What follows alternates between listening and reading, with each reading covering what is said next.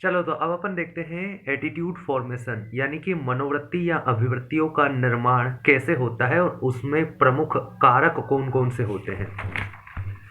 तो दो प्रमुख भागों में अपन बांट सकते हैं। एक तो मुख्य कारक है अभिवृत्तियों के निर्माण से संबंधित और एक गौण कारक है।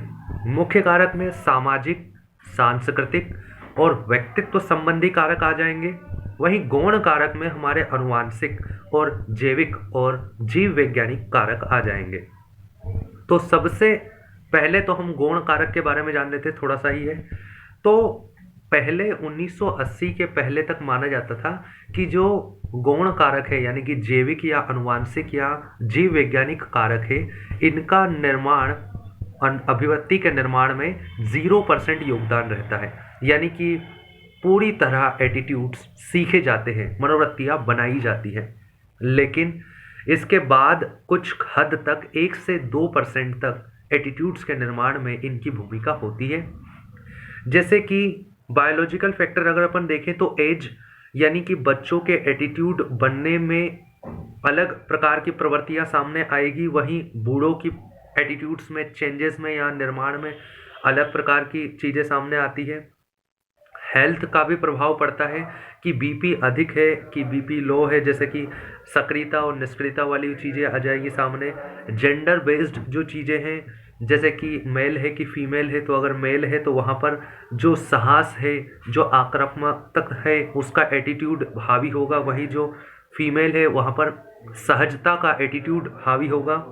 वहीं इसके अलावा जुड़वा बच्चे हैं कि जुड़वा नहीं है, तो वहाँ पर कुल मिला के हम एटीट्यूड यहाँ पर जो गौण कारक है इससे हम निष्कर्ष निकाल सकते हैं कि इनका एटीट्यूड फॉर्मेशन में योगदान होता है, लेकिन बहुत ही गौण रूप से।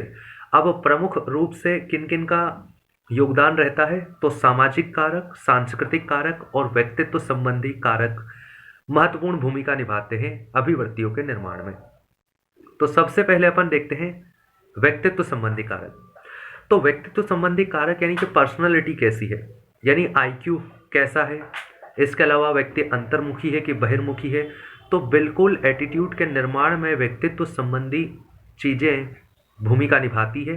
अंतर्मुखी है तो अलग प्रकार के एटीट्यूड्स निर्माण होंगे, बहिर्मुखी है तो अलग प्रकार के एटीट्यूड्स बनते हैं। वहीं आईक्यू अधिक है कि कम है, उससे भी मनोवृत्तियाँ प्रभावित होती है। जैसे कि मैक्लॉक्सी नामक वैज्ञानिक ने कहा है, मनोवैज्ञानिक ने कहा है कि कम पढ़े लिखे और मंदबुद्धि के व्यक्तियों में रूढ़िवादी होने का गुण ज़्यादा पाया जाता है। एडर्नो ने भी यही कहा कि आईक्यू कम है अगर किसी व्यक्ति में, तो उसमें कट्टरपन की भावना ज़्यादा विकसित होगी। वही अगर आईक्यू अधिक है तो उसमें यह संभावना कम होती है। सामाजिक कारक कौन कौन से होते हैं, तो सामाजिक कारक में बहुत सारी चीज़ें सम्मिलित होती है। पहली चीज़ तो आवश्यकता पूर्ति वाला कारक, यानी कि अगर कहीं से हमारी आवश्यकता की पूर्ति हो रही है, उससे हमें फ़ायदा प्रतीत हो रहा है, लाभ की प्रतीत हो रहा है, तो उसके प्रति हमारी मनोवृत्तियाँ सकारात्मक रूप से निर्मित होगी।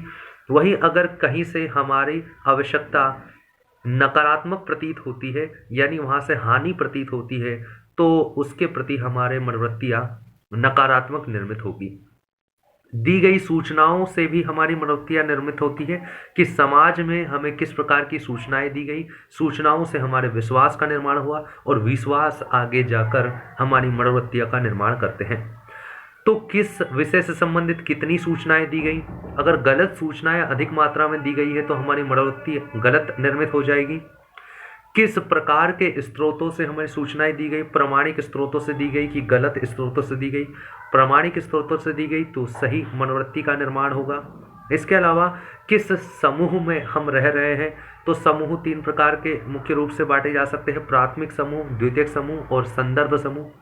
प्राथमिक समूह यानी कि हमारा परिवार, हमारे रिश्तेदार और हमारे दोस्त गण जिसके साथ हम ज़्यादा समय व्यतीत करते हैं, उनके द्वारा हमारी मनोवृत्ति पर बहुत अधिक प्रभाव पड़ता है।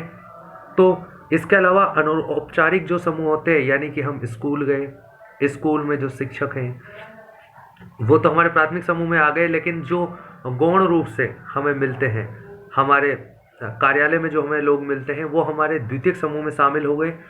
और जिसे हम औपचारिक समूह भी कह सकते हैं। और संदर्भ समूह यानी कि जिस समूह में शामिल होना आपका लक्ष्य है और आप उसमें शामिल होना चाहते हैं, या आप उसमें शामिल नहीं हैं लेकिन आप उस समूह में शामिल होना चाहते हैं। जैसे कि हम अधिकारी बनना चाहते हैं या हैं भी आप, तो उस समूह को आप संदर्भ समूह कहेंगे और वो आपकी मनोवृत्तियों के निर्माण में महत्वपूर्ण भूमिका निभाते हैं।